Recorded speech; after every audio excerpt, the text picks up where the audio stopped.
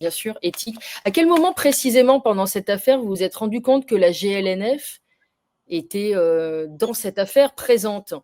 Ce n'est pas la GLNF qui était présente, ce sont des membres de la GLNF qui se sont Oui, connectés entre eux. Ils ont utilisé le canal, ils ont utilisé le contenant de la loge pour faire des connexions avec des gens qui allaient leur être utiles dans cette affaire.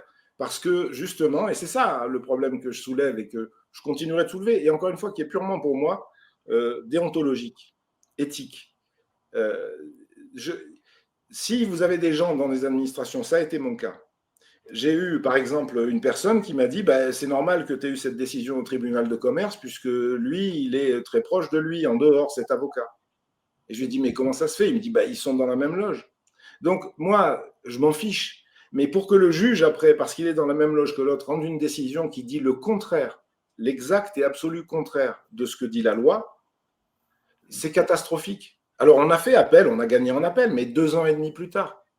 Et on a perdu 400 000 euros parce qu'il y a un juge qui a autorisé une société à nous détourner 450 000 euros, qui a rendu une décision qui dit le contraire de la loi. Et quand la cour d'appel nous a donné raison 2 ans et demi après, la société et les 450 000 euros étaient partis en fumée. Ils avaient liquidé et embarqué l'argent. Donc, c'est ce genre de procédés qui sont gênants, au sens où on ne peut pas dire parce que tu es mon copain, mais ça pourrait être même des partenaires dans un club de sport.